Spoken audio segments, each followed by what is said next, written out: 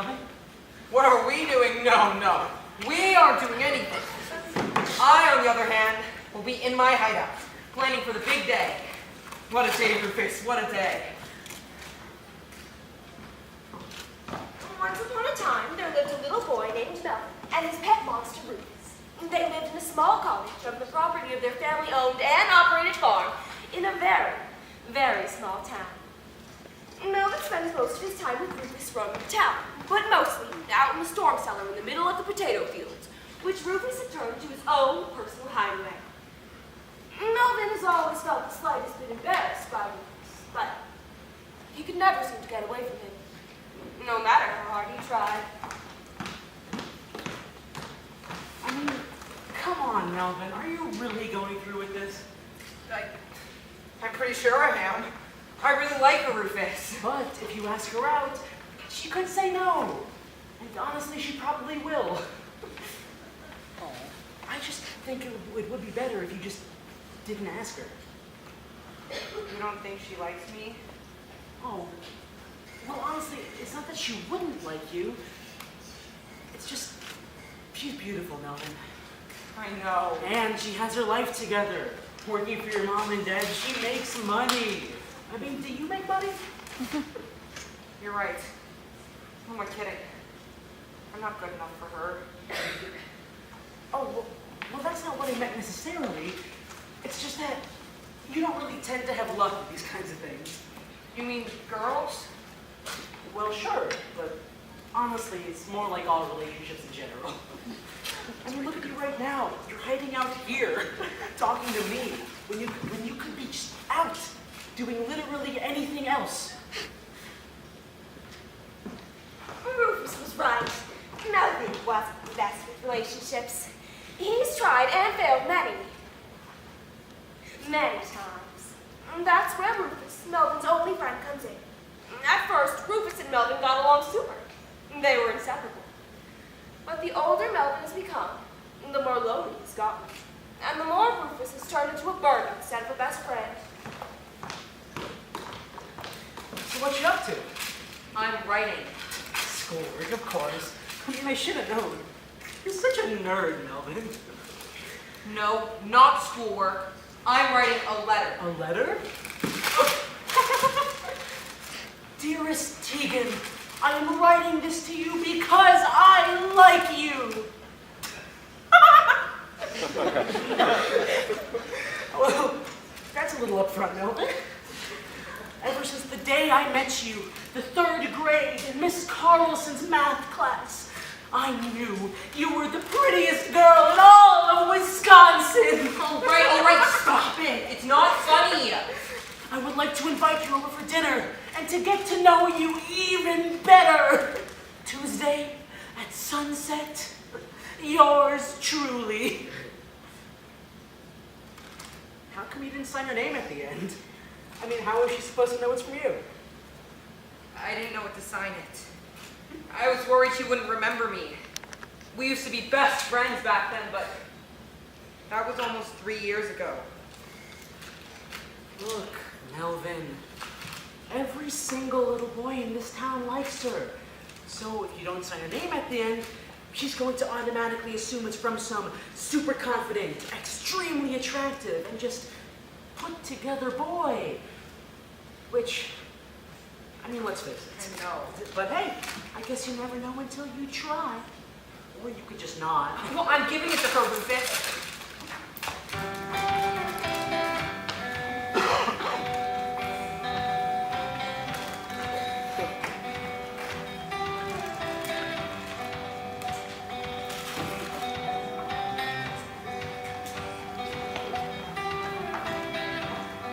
That morning, Tegan fetched the mail as she does every morning. As she was shuffling through the mail, she noticed a letter with her name on it, written in big, bold letters. Tegan Summers doesn't skip a beat. She drops all the other mail and opens the letter to find an invitation for a date. A date with Melvin.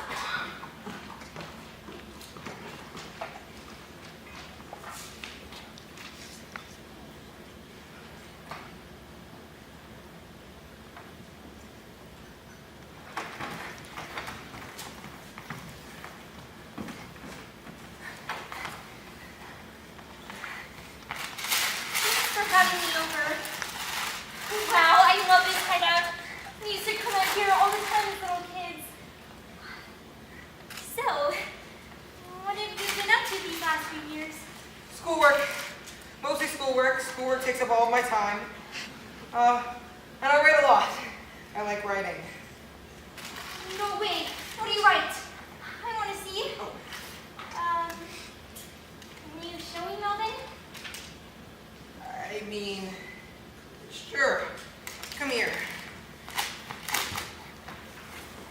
Sweet Tegan began to read, enthralled with everyone. And little did she know that this one piece of paper, this one crumpled up piece of paper written by the quietest boy in all the town, would change her life forever. So, this boy is shy. And he falls in love with a girl out of his league, correct? He's shy. Or at least that's what it seems like. But I don't think this boy should be so afraid. I mean, the girl obviously likes him back. But anyway, here's my question. What's holding this boy back? I think he's afraid of rejection. He knows the girl is too good for him. It's obvious. So, if he thinks of himself as less than her, then the moment she realizes the truth, that he's a nobody, he won't be so hurt. Because he already saw himself as one anyway. No, but you're right. Maybe I should make those changes. It'll be so much better that way anyway. Thanks, Tegan, really. You're smart. I just think the way you made him is perfect. You should really have more confidence in yourself, Melvin. You have something special. You think so? I'm sure of it. So, tell me, what are your dreams? Dreams. Oh, I don't know if I have any. Oh, come on, you have to have some. You know what I think? I think you make a great banker. Wow, I can see it now. Melvin Fellman Banking. Something like that. A banker? I mean, you're a genius at math. How do you know that? Remember Miss Carlson's third grade class? I remember you. You sat 3 rows in front of me, and Harold would always cheat off of you, and you wouldn't do anything about it. Or maybe you didn't notice. Or you noticed, but you didn't care because you were still the smartest kid in the whole class. Plus, you never tattled on anyone. You're too nice for that. Which is a good thing. It's a very good thing. But I remember that one time you were taking a test and Harold was so obviously cheating off your paper. You totally saw it, I know it, because you had a little smirk on your face and you looked around the classroom, and when Miss Carlson handed back the test next week, I saw it in big red ink. Nah, no hiding that. You got an A++. Wow, I was so amazed that day. I remember it. Harold was so mad and he cried and I was just wondering how you did it. How did you do it, Muffin? Maybe when Melvin thought he was invisible. He really wasn't invisible at all. Oh no, that was you, right? Did I get the story all wrong? How typical me. No, it was me. It's just, how do you remember that? I don't know. I just remember a lot of things like that, I guess.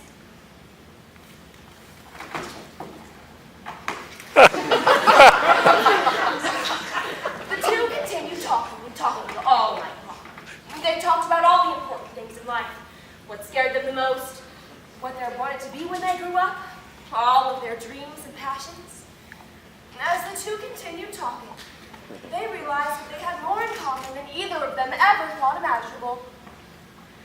But amidst all this conversation, Rufus was scheming behind the scenes to ruin their days.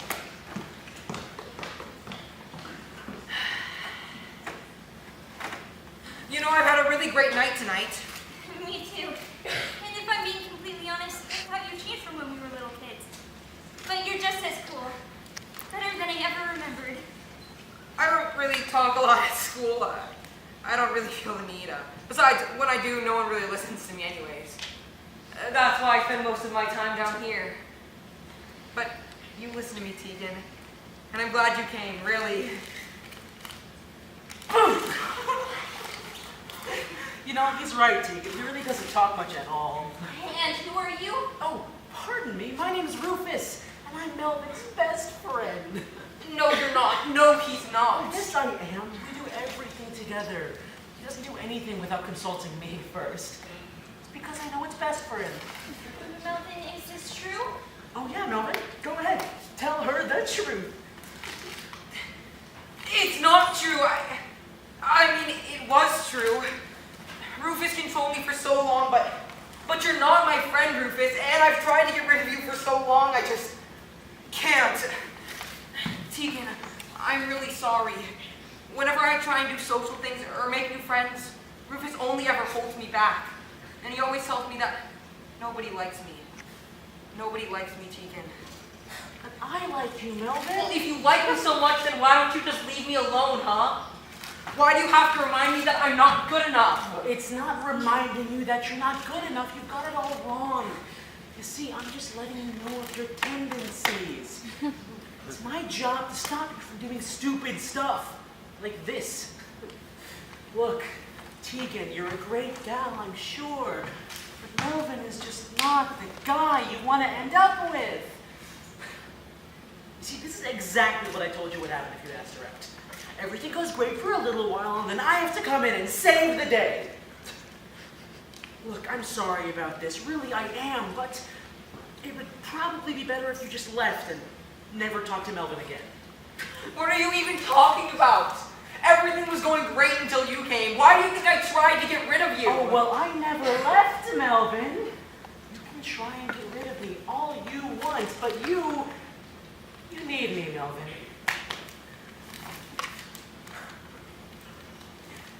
Ethan, this really isn't me. Yes, I'm shy. And no, I don't have very many friends. But if it were up to me, I'd be confident.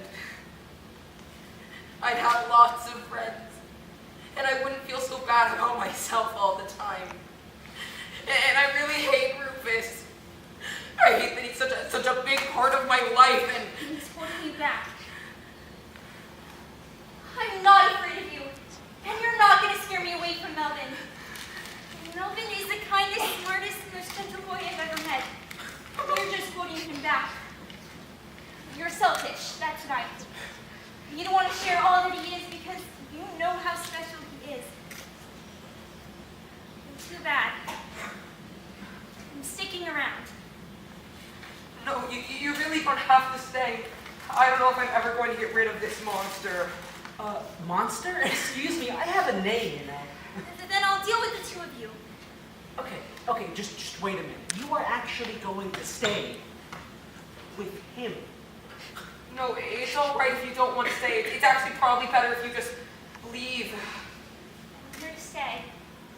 Let's get out of here, Melvin. And that was the end of Rufus and Melvin's friendship. Melvin learned something that night in his hideaway. He learned that he was indeed capable of being loved. He just needed to stop listening to the voice of insecurity. The monster who slowly took control of his life. Rufus.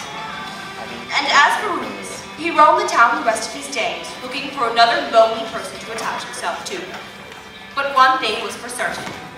He would never have power over Melvin again.